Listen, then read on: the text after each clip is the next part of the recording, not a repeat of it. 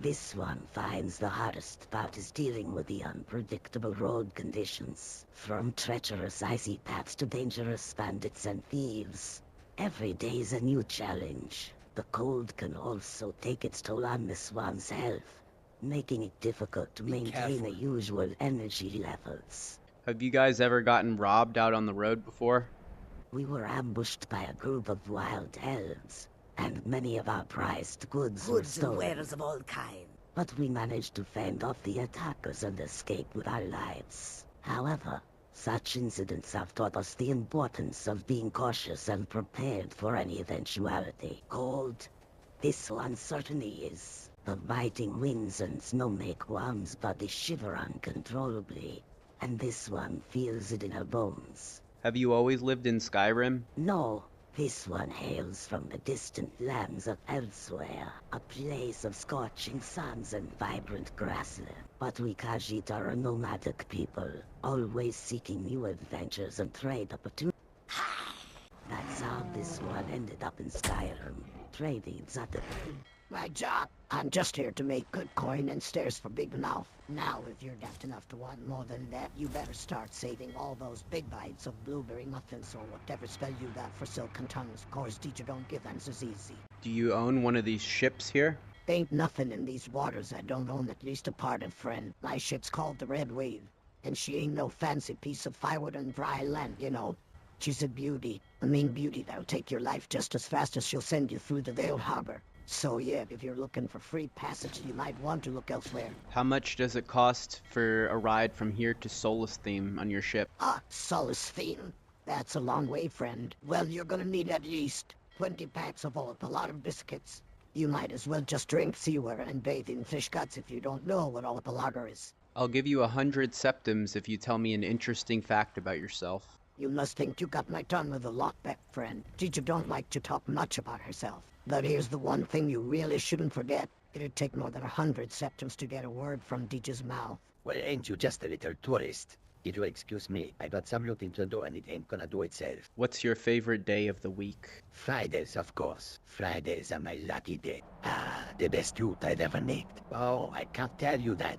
Buttercup is against my code of honor. One boss. No, we got no need for bosses around here. We run this show like pirates do, you get me? Yes.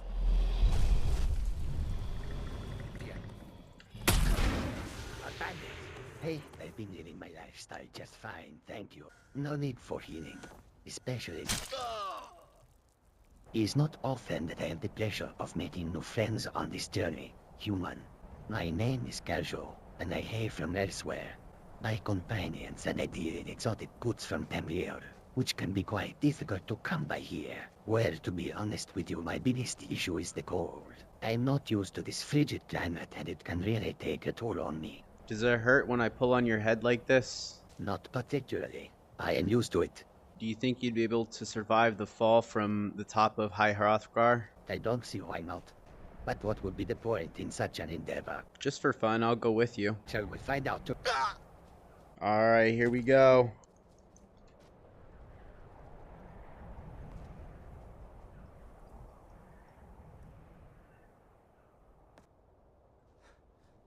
Are you okay? That was quite the fall. My journey as a test dummy for your amusement continues, I see. And well, the time our caravan got ambushed by a group of hungry Zabraks trying to steal our food supply might not have been particularly funny at the time. But in hindsight, it was quite amusing to see how quickly those young troublemakers scurried away once they realized they bit off more than they could chew. We managed to fend them off without too much trouble. It was quite a spectacle, those little furballs charging at us en masse. How long do you think it would take you to climb the top of High Hrothgar? Climbing Hrothgar is quite a feat, even for the most adept climbers among us. It would take me at least a day or so to make it to the top, especially given my alienation to cold climates such as this. How long have you lived in Riften for?